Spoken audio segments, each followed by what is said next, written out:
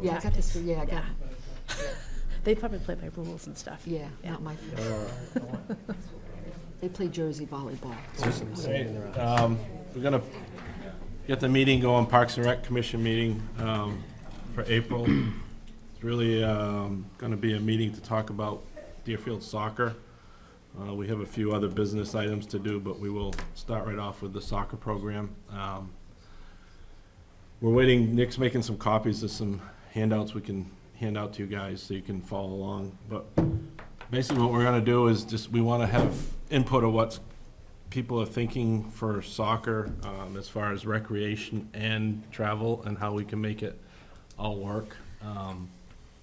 The rec commissions, I think our stand is that we want to make sure we can have kids play, any kid play in Deerfield, and from all the ages up through to the school. And what we've been looking at is maybe partnering with a neighboring town to work in some travel. We got 2 representatives from Candia here that they have a travel program, but they don't have, maybe 3? No, 2? I don't, I'm from Deerfield. Okay. So we're talking about, see if we can work, kids that want to travel can go to Candia, and their kids that want to play rec can come to Deerfield. That's one option. There's an option to stay where we are. There's another option that we'll talk about. Jeff D'Agostino has been, he's stepped up to the plate and he's put together this presentation for us. Done a lot of research. He's quite into the soccer program in the Seacoast area, so I think if Jeff's ready, he could start off. We can, see, here's the handouts just in time, so. You can pass out the handouts and then you guys can follow along. And again, I just want to stress, we're not going to decide anything tonight. This is really for information. We're going to have it on the website. We'll have this slideshow on the website so people can see it, and we're open to questions and comments. And once we go through this, we'll maybe have Candia talk about their program a little bit, and then we can ask questions, and board members can feel free to step in, and that's the way we're going to go with it, unless anybody else has any other ideas. But Sounds good. At the moment. so the other thing I'm going to ask is that we use this or sit at the table so that it's recorded. You can't hear it if you're not at a microphone. I do have a mic here that works, so if you sit over there, you get the back of your head. That's all you get on TV. So, but you want to go to the table? I want big thanks to Jeff for putting this together. He's got a lot of time involved, so.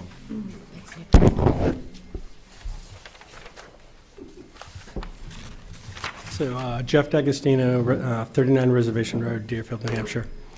So the slides that he's talking about are just, it's just an overview for some of the parents that are either going to watch this or that showed up tonight on what we've been working on since December, just looking at the program and trying to improve the program and what the commission was all about in this whole endeavor. And travel soccer was one of the things that was being looked at. It quickly just touches on overall what are the programs and kind of how does soccer look like from a high level, then what's the current state of the DPR program, what are the options that are out there, and then Candia coming into town. So I just did a quick pyramid because soccer is just a big thing in this country, and there's a lot of different levels, but really we're looking at just kind of the first 2 levels of soccer because it gets confusing with all the different names and acronyms that are out there, but just it's really travel and rec and really the development part of soccer. And then looking at where does travel fit, and travel soccer really fills a nice gap between the rec program that the town has today and middle school program and club programs, right, from that development perspective. And it starts around 8, if I'm correct, Rob, you guys started 8, around U9 program, which is through the state, so it mirrors right with the club, so it's a perfect spot for kids that don't want to do club. They want something not quite as competitive, not as expensive, there's a nice fit there. Then the next slide, just looking at, what's the current state of our program. And we don't have travel soccer in our town, and in last fall, a bunch of families had asked about that. And right now, our families, find a program that fits for them. They find the town that fits, the program that fits, whether it's where the parents travel. And so we have kids in Auburn and Concord, Candia, Exeter, Hooksett, and Nottingham. And what's nice about that is that all those programs play at different levels within the travel program. So within travel, I believe there's 4 levels? 3? So 3 levels with the state. And so each of those towns, play at different levels. Some play at the same. So what are our options? And what we've been looking at is, one is, okay, we don't do anything. We stay doing what we're doing today and let families pick the program that best fits their needs, and kind of kids disperse, whether it's location, cost, things like that. The other option that people talked about was, does Deerfield try to develop a viable program? And, we talked about this, I guess, in December and January. It's expensive. It's multiple years to put that together. Improvements in the field, equipment, player development, coach development. Not to mention, do we have enough kids in our town to develop a viable program, right? And so, the third option was, do we partner with a travel program around, right? In one of the towns that some of the kids are already going with. That has advantages that we've talked about where, the kids get to stay together, right? The kids that have been playing in rec together then get to travel programs together, and they all kind of grow up together to build that continuity, which is a nice thing. The one challenge that, has come to my attention on that is some of the towns like Exeter, where, like, for example, where my son plays, he'll be able to stay, but new kids won't be able to go to the Exeter program, which is a great program, but he's only allowed to play in Exeter because Deerfield doesn't have a program. So that's one of the things with, partnering, is it takes away the option for some of the towns that parents have today, but not all the towns, I'm sure, are gonna do that. And there's other programs that don't have enough kids still, so I'm sure that still let kids come. So there's, I guess, pluses and minuses to all the options that we've looked at. And just, really the key thing here was just making sure the families at Deerfield kind of know what the options are, that we've looked into them. What are the pluses, what are the minuses? And then from a partnering perspective, the last slide that I put was basically what's the best option to have a program for the fall of 2018. And when we met with Candia, Candia stuck out. I mean, we're already partnered with them in baseball. They're our neighbors. They got great facilities next door. We have a number of kids. I think Candia probably has more kids in their travel program than the other towns around. So in looking at the different programs, that's the program that we had isolated as saying, hey, they're probably the best partners. And not to mention they're more focused on the travel, where the town's really focused on the development. And so there could be some nice synergies there. And so that's where we met and thought it would be a great idea to have, Candia come in and talk. And I guess first talk about what your program is. And I sent them a couple questions, some parents that couldn't be here tonight, and so that they can answer those questions. But that's all I wanted to do, is give a quick overview. I think, just to follow up on that, I think the whole piece about if you have a travel team, you can't play somewhere else, kind of came up, to me, it came up, well, today when we talked. But Yeah. I didn't understand that before. And I didn't, I just learned, so actually I did know that, I just hadn't put it together, that when we applied to go to Exeter, because we didn't have a program, and he tried Auburn, and going from playing club to Auburn, he was bored. And so half his team, or a little more, play on that Exeter team, so it's a town team, but there's like 7 club kids on it, a couple play on the development academy team, or did, now they've been pulled off, but it's a really strong team. And so that's why we went there. He still wanted to do something, but he wouldn't be able to do it. But we did have to petition, we had to sign off on documents that said we didn't have a program in our town, and they checked the website and things like that. But I don't know how many other towns do that. I know that's one. So it's just, it could happen. I don't know if Hooksett or Concord are the same way or not. Okay, that's a good piece of information. Yeah.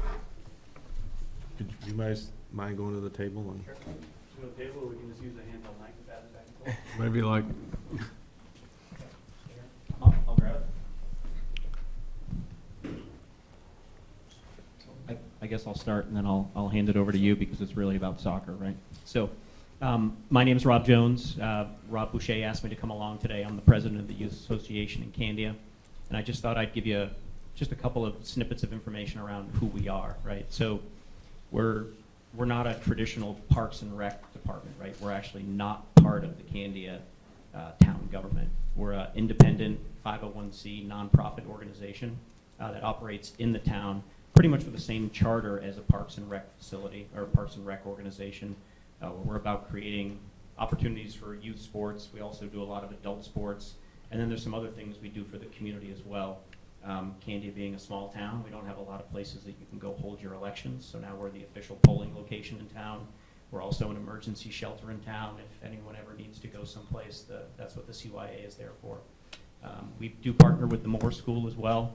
I think here in Deerfield you have some better resources at the school excuse me, than we do in Candia.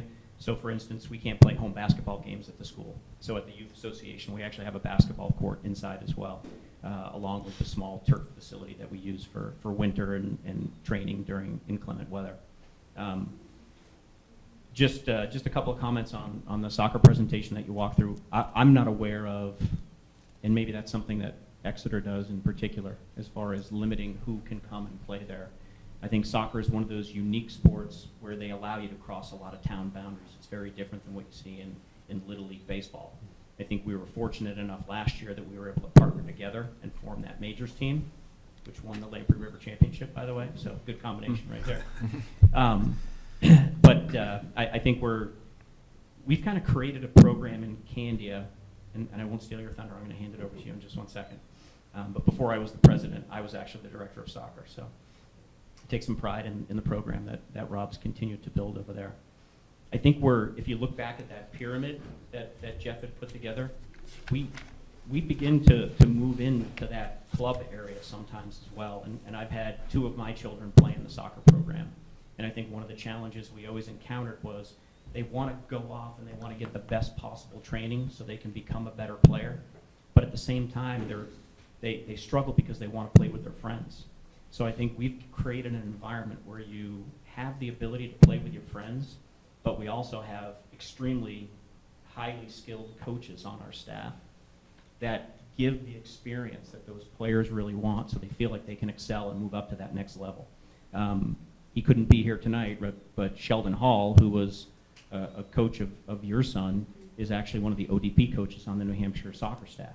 So, and Rob has conveniently put him in our director of coaching position so that we're making sure that everyone who's coaching in that program also has a high skill set so that they can deliver something of value back to those players. So soccer specific questions, I'll hand them all off to Rob. I will help him when we go through some of those other questions, but if you have CYA, big picture, I'm more than happy to address those. You did mention one thing about the facility. We've got a pretty extensive capital planning project in place right now. We're building a new baseball field. Rob can't stand that. We are building a soccer field too. I've made that promise to him, right? So we're going to add another one. But we definitely have some long-term vision and strategy around what we're trying to do there. So I'll hand it off to Mr. Boucher. Any questions for Rob before? Oh, that was great. Thank you.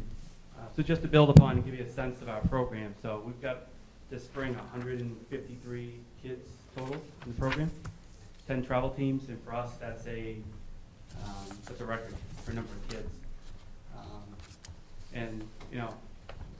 We pride ourselves as a program to kind of being open to kids from other towns. I'm a big believer that our kids benefit from it, getting to meet new kids, play with new kids. Being in a small town of Candia with 4,000 kids, my son grew up in it. You're in the same school with the same kids for 8 years. Then you go off to Pinkerton, here you go off to Concord. Learning how to meet new kids, how to interact with new kids, how to work together cohesively as a unit. I'm a big believer in, and that's something we really kind of push and really try to teach with the kids. And if you see our teams, I think they're a reflection of that.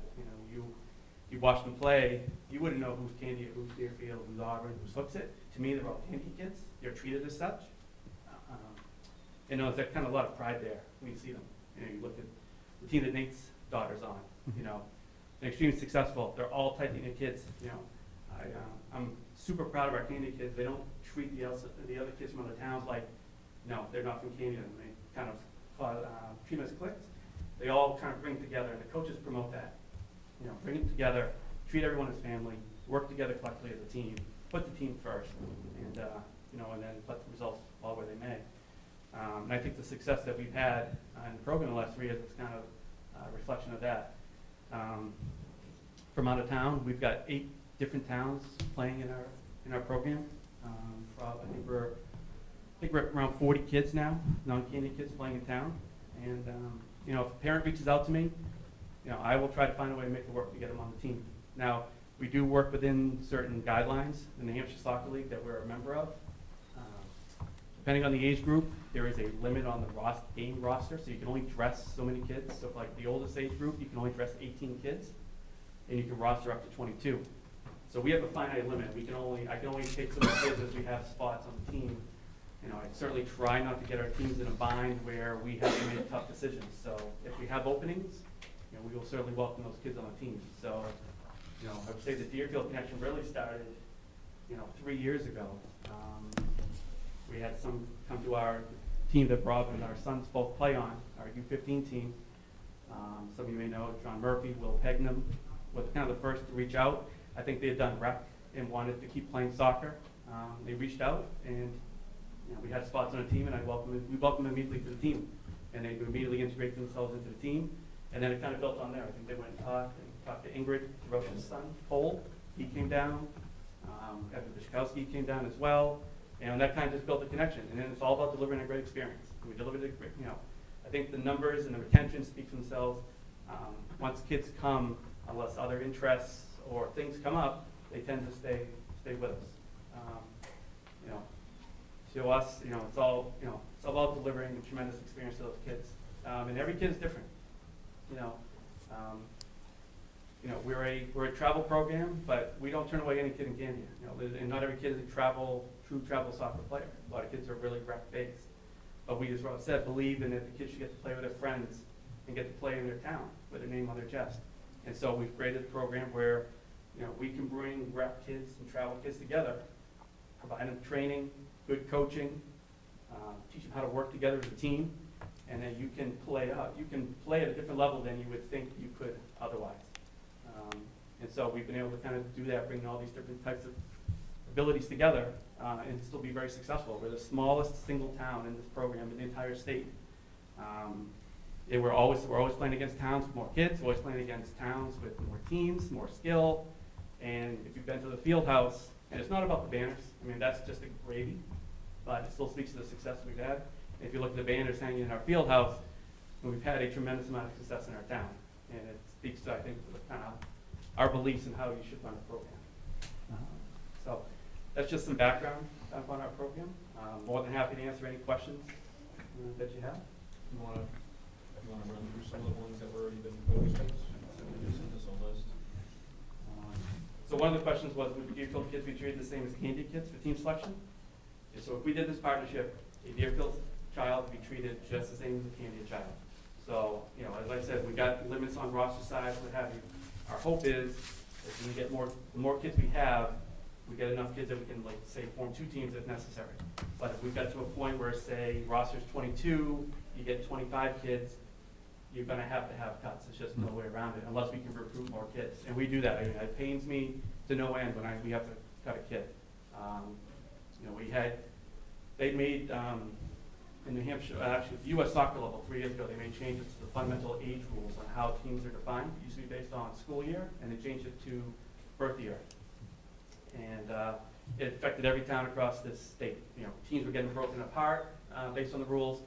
And, you know, we took it as a mindset of, we didn't want to see one kid have to leave Candia or not be able to play because of the age rules. So we dug ranks. We found a way to how are we going to make this work? And it was like grassroots recruiting effort. And I'll be honest with you, we benefited from other towns not, I don't think, taking that same approach. They basically said, sorry, we can't help you. And so Auburn kids reached out to us. We had kids from other towns reaching out to us. And as a result, we were able to kind of make it happen. But it's that kind of mentality of, you know, we're accepting, we're welcoming, you know, we'll try to make it work, we'll help you out regardless of if you're Candia or not. But that's, you know, that's the idea. We would try to find a way to make a team. We have to do cuts, unfortunately, then it would come down to who, you know, skill in that respect. It didn't matter if you're from Deerfield or Candia. But the hope is that we can always find a way to make the teams work. We do practice squads, so you can only dress 18. Let's say we had 21. Then we would have to pick who were the 3 kids on the practice squad. They would be a part of the team. They sit on the bench. They go to all the practices.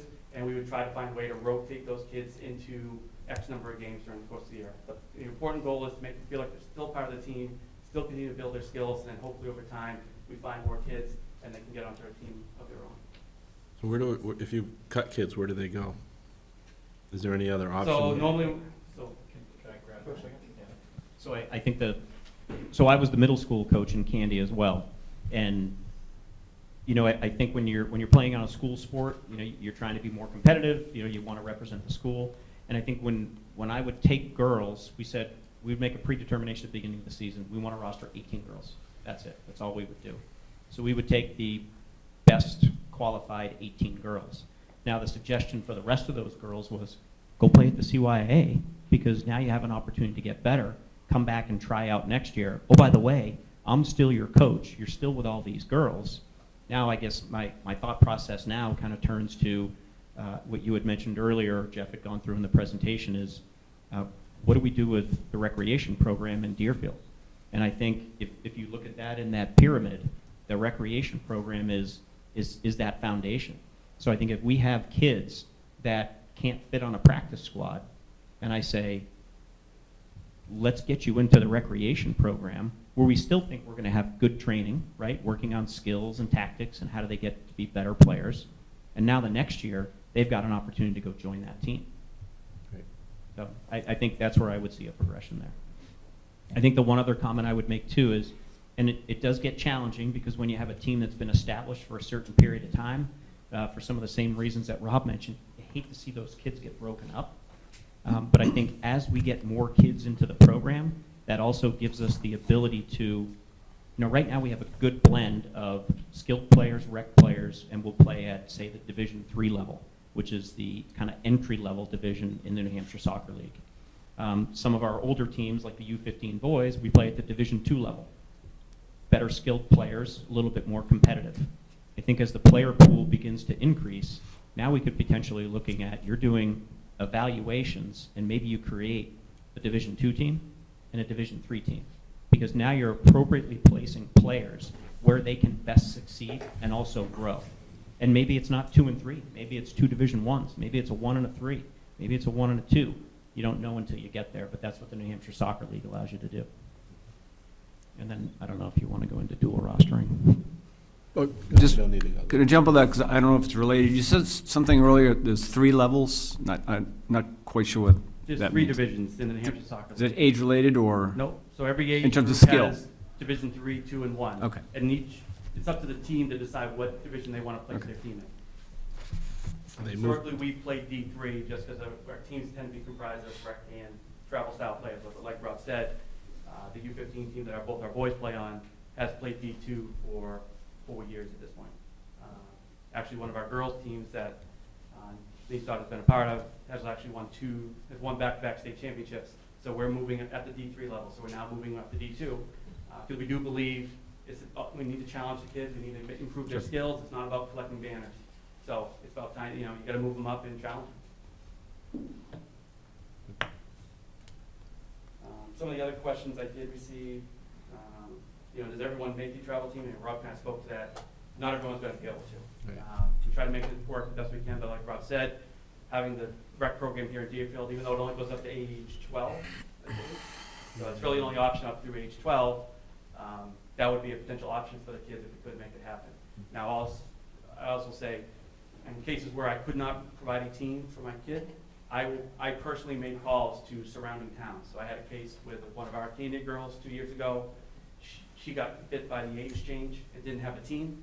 So I personally called around all the local programs that I knew had a team playing at their age group, and I was able to get her on a spot in Exeter. So I take it personal. As an example, I will do what I can for the kids.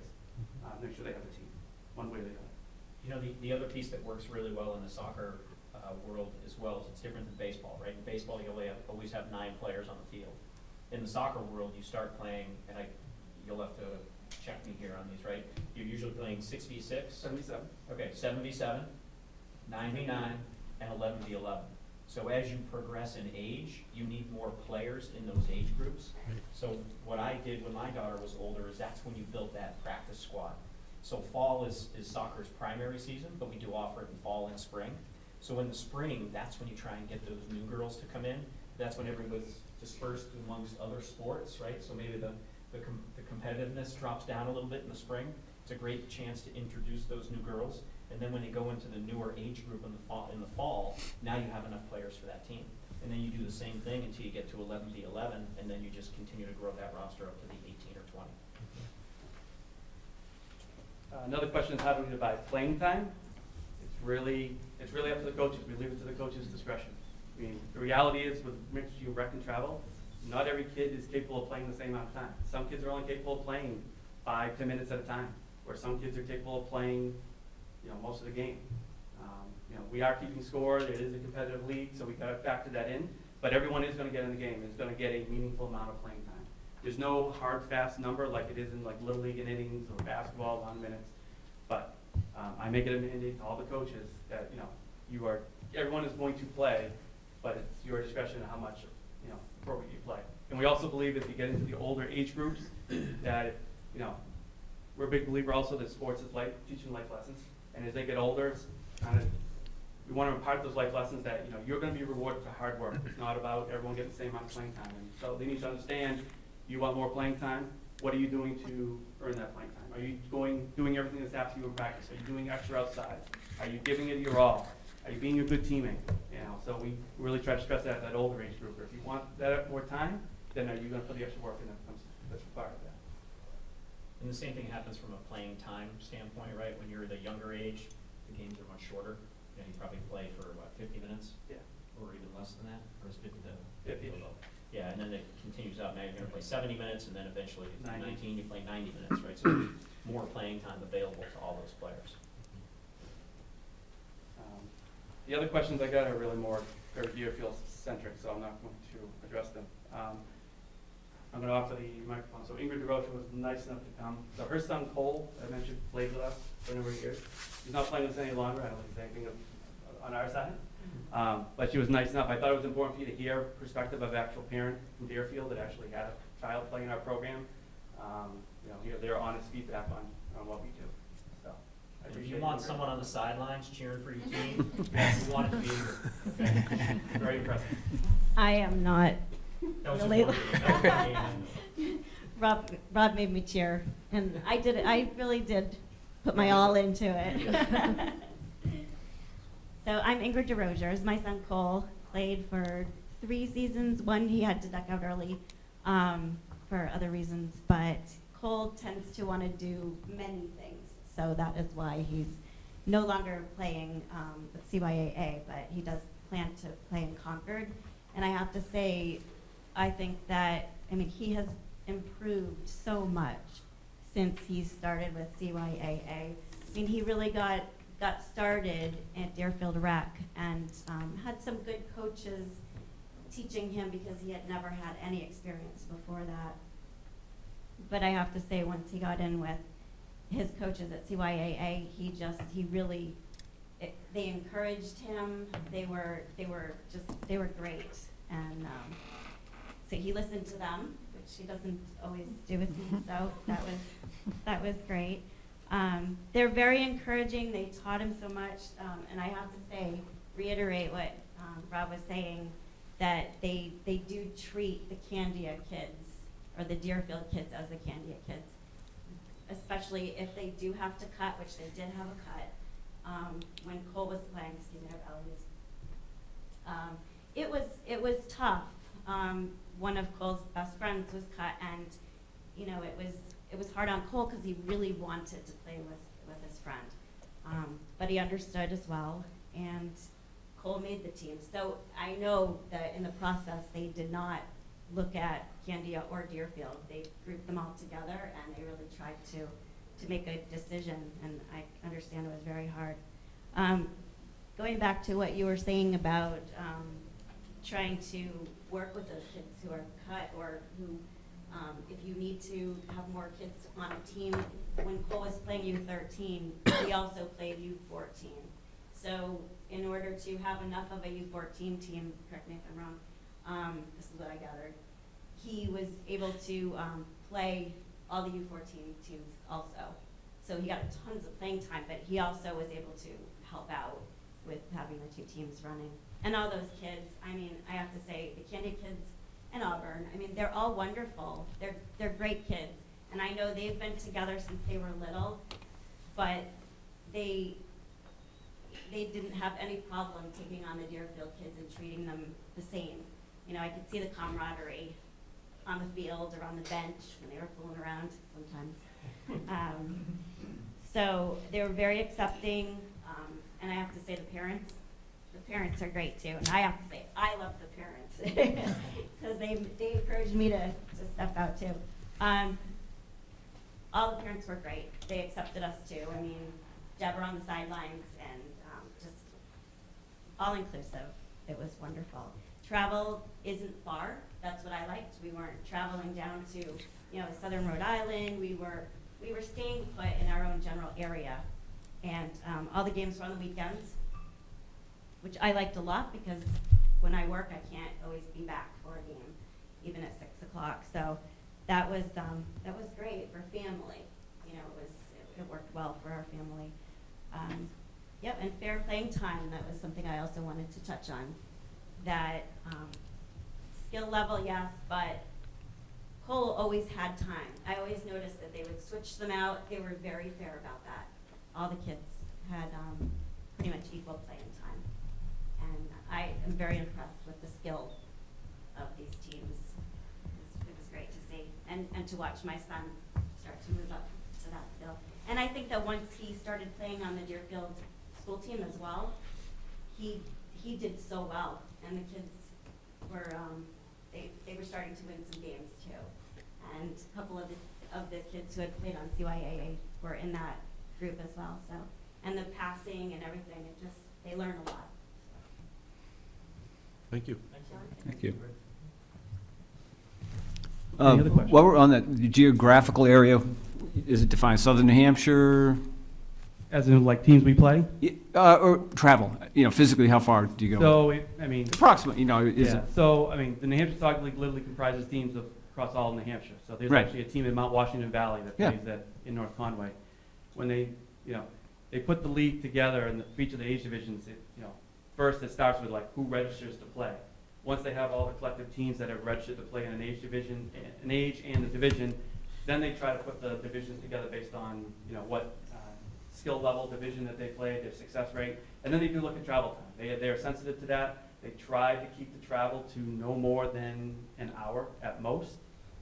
I think of our team that we all played on, I think the farthest we have traveled, I've been at the team since U11, is Wolfboro, Guilford. Mhm. This year we actually do have to go to Keene. We lucked out. We're not going to Mount Washington Valley. They're coming to us.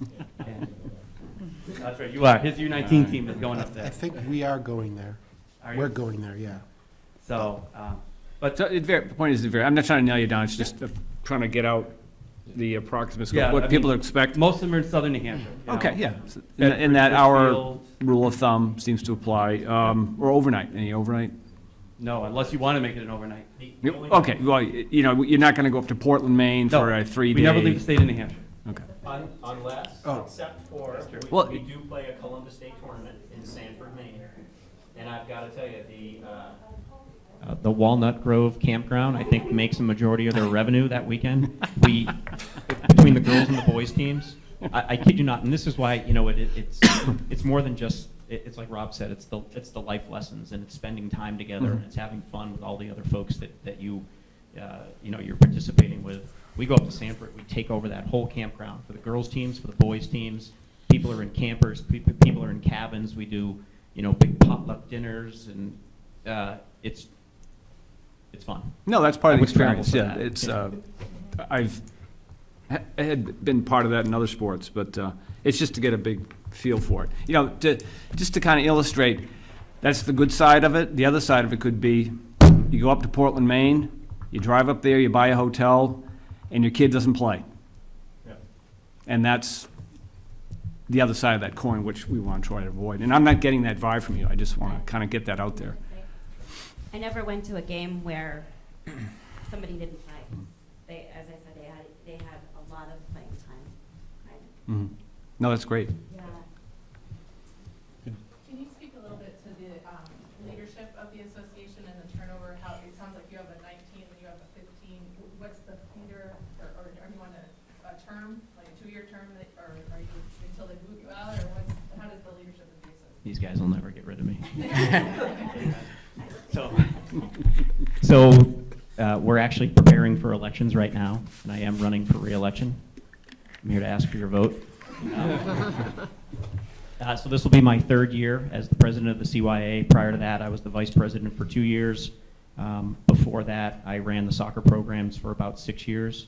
So I think, one of the things that we actually just brought up at our last board meeting was we said, we've had good continuity on the board right now. And we've actually, myself and the vice president, made a formal request of everyone to stay on, because we've got a lot of things in the works right now. I mentioned that the baseball field earlier. We do want to do the soccer field, even potentially some building expansion down the road.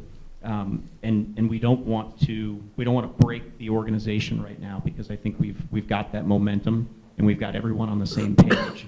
I would say everyone that's on that board right now has probably been a member in one fashion or another for at least 3 years. The only one that wouldn't be is Tolly, and Tolly just started. She's brand new. And Helmig, right? But he's been a coach in the organization. The board right now consists of 15 members. So it's a president, vice president, secretary, treasurer. We have sports directors for each sport. We have a director of marketing. We have, what else am I missing? 2 members at large, where we go to some of the fields and facilities, and an indoor manager as well. So we try to go to some of the younger folks, right? You go to Rob's rec soccer, you go to the T-ball game, and you try and find some parents who are maybe haven't been involved before, and we say, listen, low touch, just come be a member at large. All you do is you show up to the monthly meeting and you vote, and then we slowly pull them in, right? And get them to do other things for us. Yes, he can speak to that. Now he's running soccer, right? So, I'm not sure if is that. Yeah, all Candy residents. It is not a requirement. All you need to do to be on the board, you just need to be a member. To be a member, you need to have someone playing in a program. Once you register, then you're a member. Now, that doesn't mean you have to have a child playing in a program. You can register and sign up for an adult sport, and then you are officially a member. So like when we try to make, if we ever want to make, and we have made a couple of changes to our bylaws, we need to send those bylaws changes out to all of our membership. So in that case, it's not only the members of the board, but it's anyone who's participated in a program, and then we get a vote back from everyone, and then we make changes. But anyone who plays there or registers there is a member. Is that, okay. Anybody else?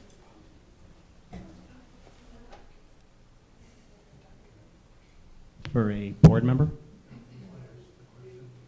Sorry, I sent Oh. questions from parents to these guys ahead of time. One of the parents, the question was, how do practice at the age level? Okay. That's the question. Yep, so on the so first of all, we play both in the fall and the spring, so we have 2 full seasons. When it comes to practice time, most teams practice minimum once a week. There are some teams that will practice up to twice a week. And then there's an 8-game schedule, 8-game season. So in the fall, the scheduled season usually starts the Saturday after Labor Day and goes through the last weekend in October. And then they have playoffs that first weekend in November. And then in the spring, this year we're starting up the 21st of April. We'll see if that actually happens. And we go through Father's Day weekend. We don't play Memorial Day, they don't play on Columbus Day, so the major holidays, they take off. So it's a commitment, but it's not overbearing at the same time. And all the coaches are very understanding, and I communicate this to the coaches. A lot of kids are playing on school teams. We have a number of kids that are playing club. We got kids on our son's teams that are playing on the Seacoast United. There's going to be conflicts. We understand, we work around it. We don't hold it against the kids. They don't lose playing time because of it. We understand that's just part of this is part of the thing. And they encourage you to play, to go to your games at school. I remember that. How many kids would you say you have recreational kids? How many would you say is recreational kids in our program? Yeah, I mean, you're talking travel. Do you have Oh, kids that okay. don't want to I know what you travel?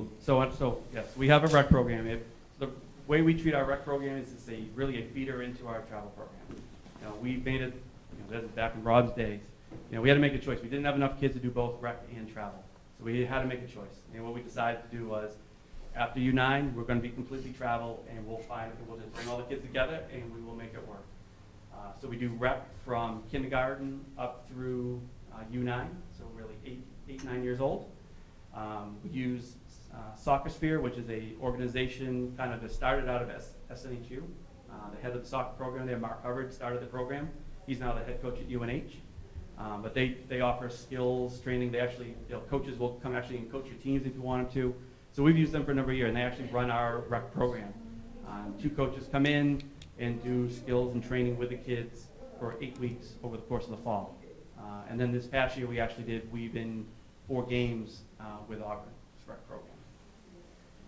So would you see those kids coming to Deerfield? So I think playing in our- that, in discussions I've had, with Jeff, I think that would be an upgrade for the experience that we provide our kids. One thing that I've always bothered me with our rec program is we just don't have, kids want to play games. Parents go to something like, oh, well, we're going to play games. So it's hard. That's why I worked hard this year to get some stuff at Auburn. But if we can coming to Deerfield, the kids will be able to get on, obviously be on defined teams, but playing games. They get to kind of understand the travel experience because you're traveling to play some other towns. And the other great thing is these kids are now getting to meet the Deerfield kids. They're building relationships from the start. And as they grow older, and not every kid's gonna want to play travel. We understand that. We're not expecting every kid in Deerfield to want to come and play travel in Candia. We understand that. And then maybe some of the Candia kids realize, you know what, the rec experience is a better experience for them. That's okay. At the end of the day, we want the kids to do what they feel comfortable with, and it makes them happy. That's the other great thing is it provides options for the Candia kids to stay doing rec if that's what they want, and allows the Deerfield kids to come down and do travel. They feel like they want to go to that next level, and it also allows these kids to make relationships from the start. Has this partnership been at all mentioned to the parents of the kids that would be in the rec program? I have not had any discussions with anyone until it's finalized. Okay. I'm just kind of interested in the numbers to see how many kids would, and So, families would yeah. want to come over. So our to total DPR. numbers, I had 35 total kids in the rec program this past fall. Okay. And that was K through, really K through 3, What do we have in travel? 153. And that's 3 through, what's the age group of the travel again? That's U9 9. through U19. Basically, as many teams as we can field, And U19 is the anomaly. Typically, there's a gap in the middle there, because most of those, so I use my daughter as an example, right? Played CYA soccer and played in the middle school, and then when she went on to high school, those players traditionally take it a little bit more seriously, right? So she just played high school, and then in the spring she went and played club at GPS. There's a number of club programs available. But then when she got to the point where now as a senior, she played her senior year of high school, and she's made a decision not to go on and play collegiately, but she really said, geez, you know what? I wonder if I can get some of the girls back together and we can play one last season in Candia. So now they've come back and they're going to play as a U19 team with girls from Manchester, Auburn, Chester, Candia, Hooksett. And that'll be a fall, or is that spring? That's just spring. Spring. Just spring. Yeah. Because in the fall, they really can't They'll be do gone it again. They'll be anyhow. playing in their high schools or they'll be gone to college. Yeah. So the only bad news for her is I'm her coach again. So. Take one from the team. Anybody else got anything?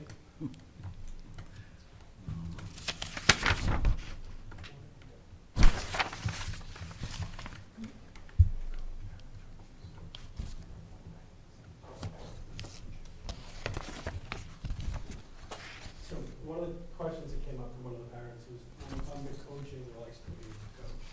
Like, because things, I know it's hard to get at times, so you have one that's saying, hey, I like it. So- What has to happen, so. So I'll address that. Before we go, talk about the qualifications, because I talked to the parent about, you gotta get certified, because the state has requirements that we don't have in town. So if we could just touch on, they are open to it, but there are some, there's a bar that's raised. Yep. So New Hampshire Soccer requires any teams playing in a league, their coaches to be certified. So this New Hampshire Soccer League has a certification program. They actually just rolled out a whole new program this year. The program is set in place by U.S. Soccer, and it rolls down to the individual states. Rob actually just took the certification course at the Derryfield School a couple of weeks ago for 11v11. But they have a whole kind of grassroots program.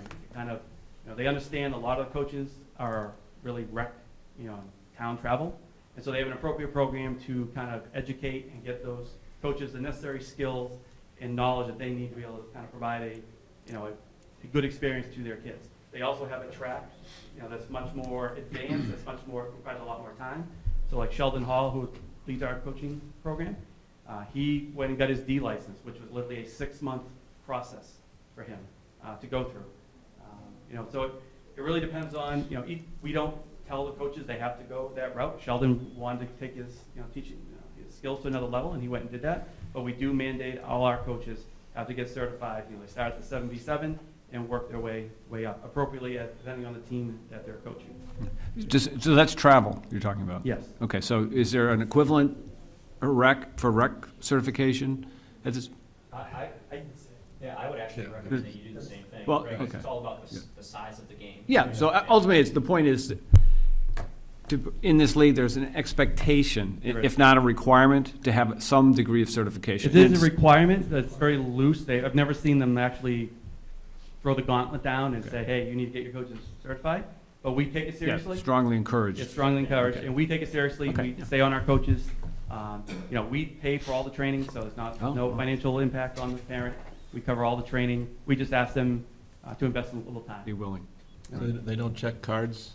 They don't check coaches' cards when they do games? They do check coaches' cards. Yeah. So every coach in the Hampshire Soccer League has to pass a background check. Yeah. And then There you go. you can't even get your coach's card and be put on a roster unless you've cleared your background check. Right. But yes, every coach has a card that's shown at checking for the refs. Now, the coaching certification isn't on that. The referee's not checking that. That's not his mandate. There's a director of coaching across all of New Hampshire Soccer. He's the one that's kind of in charge of that, and he's the one that's supposed to be kind of enforcing those rules. Now, as for coaching, if Deerfield's part of the Candia program, then Deerfield both parents are just as willing, able to coach teams in Candia as our Candia folks. I mean, to me, we need the more help, the better. And if we got folks here in Deerfield that have been coaching, that want to coach, I'm welcoming with open arms. Come on down. Well, we actually have some from Deerfield that are coaching right Yes, now, right? Chris Kalapinski has been the assistant coach on our now it's currently our U12, U13 Stingers team. And he just went through that same coaching course that I did a week ago. So, yeah, just like the kids, we welcome anyone who wants to come and help out and be a part of the program. How many hours was that certification? It was only like a 4-hour commitment. And that's for 7v7 No, that through was for 11? 11v11.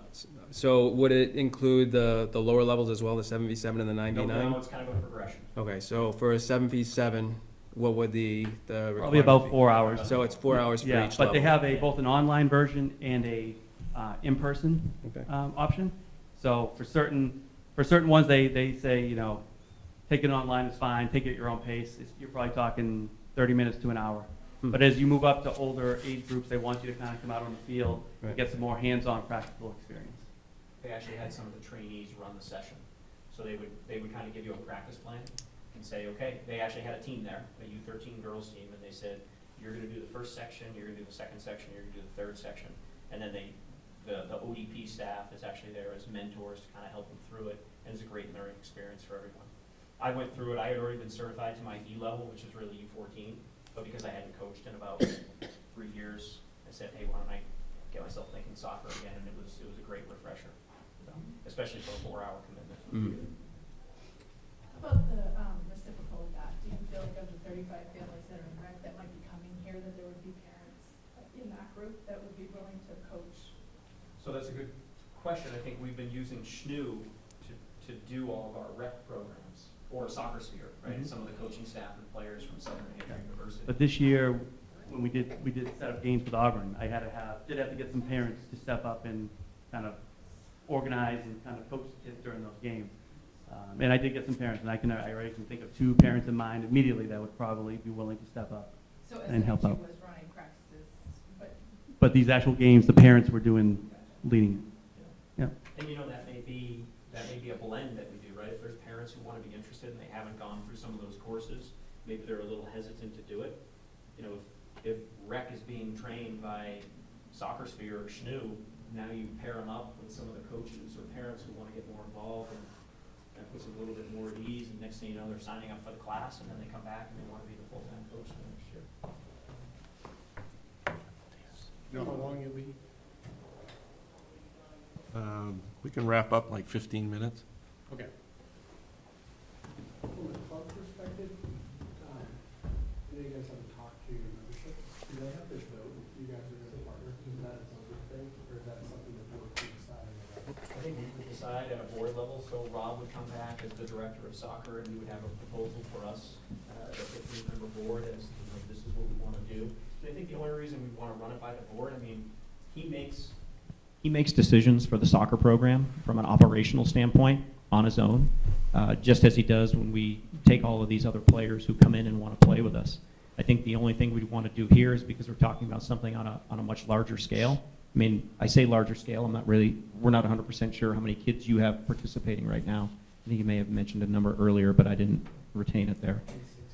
160 between rec and travel? Just Okay, in your rec program. So, you know, something on a grander scale like that, yeah, we'd want to have board approval and make sure everyone knows what we're going to do. And then once you see how those players break out and which age groups they're in, then we can really determine, okay, well, what's going to be the action? What do we need to do in some of these different age groups to make sure it can be accommodating for both communities? So, as I said, one of the other questions that we've talked about, just from a logistics perspective and numbers, is looking at who's travel and where's rec, right? And so, if the programs were to merge and you're looking at a rec program, one of the questions are then what happens to the program if my kid doesn't want to go? And a couple of years I played with John's one of them, our coaches for you guys, and some of their comments are, well, I'm competitive in rec, and kind of holding back my competitive, and these are rec level kids. Kind of that point of we fill them in for the training. If there's kids vacating the Deerfield program, that's leaving the Deerfield program, which is a question that came through on scouting the program, versus those kids are actually rec level from an ability perspective. Would they be recommended to go to the Deerfield program to develop, to play in those, play with 300 towns, so it's like a mini travel league, while they're developing, then to go back and try out, or is it you're going to still keep rec level kids at the travel program, which has the potential to get the Deerfield program? Because if they're filling their teams with rec level and travel level kids, your risk that you guys have as a board is you just batted out your, you know, essentially your U9 through U12, right? Because, and then do you have enough to field the team that's what's going to be the architect from their perspective? If you could kind of talk about that, that's something. Yeah, I think we touched on it a little bit earlier when I was talking about the different divisions maybe in those age groups, right? When we do an evaluation and kind of move some kids around, maybe there's, you know, Division II level talent, and we keep them together to play at a more competitive level and challenge them. And then maybe there's Division III.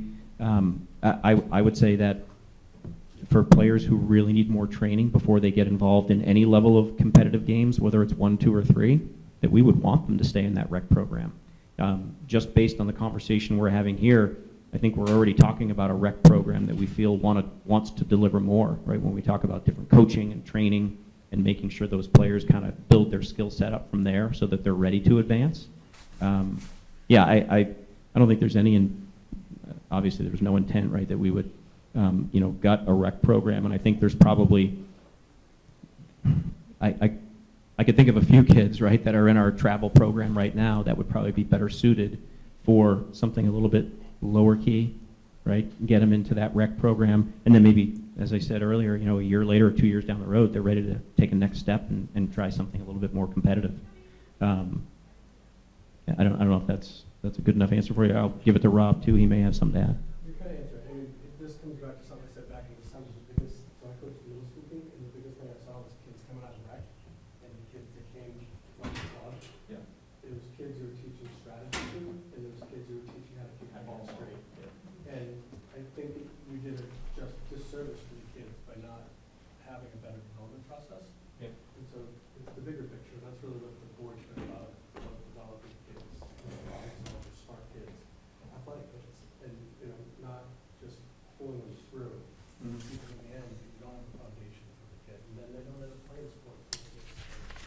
think right now we are stuck. We're almost pulling some kids through, right? They're not ready to be there yet. For those established teams, that's a tougher decision, but if we get to the point where we start pulling things back together, then I think we have a better decision-making process around where that player starts, and then you get them into the right level so that they can excel. So we're gonna try to wrap up here. We got a couple items to go through, so, I think this has been really good. And, you know, people out hopefully watching this and have any questions to send it to any one of us, anybody on the commission, and would, try to get some answers. And maybe by the next meeting, we'll have a chance to discuss it a little bit more and make a decision. I mean, I would say this, you know, we're an open book. It's all about the kids. If by partnering with Deerfield, we can make a better program for both communities, I'm all for it. I think we all are too. Yeah. I think that's the idea, so. I will send you guys the link to the new coach, because they basically got rid of F, D, E, so F license, E and D are gone. Okay. So you just have C, B, and A now with national level certs, and this new coaching programs are everything below. But that's something we're gonna bring in anyways. Great. And then, the other quick update is we're all set for rep training. We can pick the pick if we want July, last week of July, the first week of August. It'll either be a Friday night, Saturday program or an 8-hour Saturday program. So it's 8 hours, so we gotta think about. What do you guys think? Would it be better to split it a Friday night for 4 hours and Saturday, or an all-day Saturday? What do you, I mean, Doing different things in those sessions? What I'll do is I'll forward it to you guys, so you guys can think about it. We'll touch on it next meeting. That way you guys have what's happening, and we can send some questions off to those guys that we have ahead of time, and that way you guys have better discussion. Just wanted to update you on the status. Thank you very much. Really, thank you. Yeah. Appreciate you letting us come out. guys. Yeah. Thank you for your very time. much. I don't mean to cut you off, but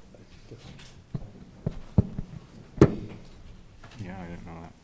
so maybe we can just quickly go through. Yeah, whatever we can pick up later. So, So, we just got a couple things on the agenda, maybe we can go through quick, I guess. Planning board's supposed to be here at 7, so. Yep. Oh, geez. So we'll try to touch base quickly. That's why. You want to update Joe Stone scholarship? Just the deadline's the 27th. I emailed Nick today, and he said he had 0 applicants, but they typically come in the last minute, so I'll send out another reminder in Facebook, and, you know, everybody else can just share it too. Yep. But you said you have 2 maybe that might be applying. then, I yeah, think. potentially right from our Yeah. department, so. So, Yep. but hopefully the deadline's the 27th, which is the end of April vacation. What I'll do is touch base with Nick, and whatever we have, I'll try to get it scanned and get it out to everybody, so that at the May 2nd meeting, we can hopefully make a decision then, so we can get it to the school, you know, if it ends up being Concord For awards night. for awards night, so we try to meet their deadline. Now, if there are no applicants, can we potentially use that student that moved out of Deerfield? But- We said she could apply. Oh, she can, okay. Yeah, yeah, I think that was a consensus, right? Yep. Yep. Yeah, Well, so, Perfect. was it consensus? It's close enough. close enough. Decision. Okay. That's it. Hartford Brook, do you have anything for that, or? Jack would Jack give you any input? Yeah, we met with him today. We basically went over some stuff to clean up, basically touching on the cleanup days, 21st and the 28th. We started with that. And then as far as the project goes, he's gonna be in touch about getting dugout pads put there, because he thinks that's a more efficient route for that side of the field. Yeah.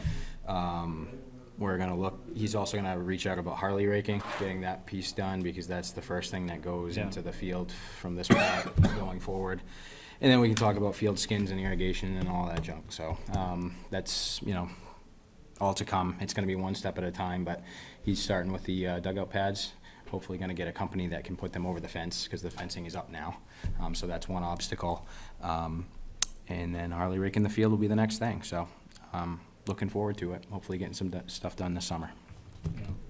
On Hartford Brook, I think, if we can pull together some numbers on what we've spent and the grant numbers and the town the past few years, people have asked, what the town has spent there, and I think it'd be good if we can pull stuff. Sure. I mentioned it to Pete, and he was gonna try to pull some numbers too, but maybe you can look through some information and. I've got some invoices, so. I'm sure you do. Yep.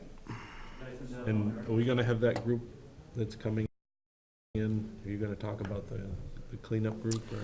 Yeah, they're coming in on the 28th. Alicia Pellissier, I believe is her last name, is leading that group, and she said they're just kind of a general group that's trying to give back to the Deerfield community. They're people from town and would like to help in any way that they can. So we've got some cleanup stuff that we would like them to do. They don't really have any specialized training that she knows of, so we are going to try and get some equipment together and come up with some stuff for them to do during a 4-hour period on the 28th. So that's the game plan for that day. Now, is that the same, what's the date for the ball field? Is that That's the 21st. That's the week before. Yep. So Kevin and I are going to try to split up the activity for both days. That way we have a good plan of how we spend that 8 hours with all the people that we have. So.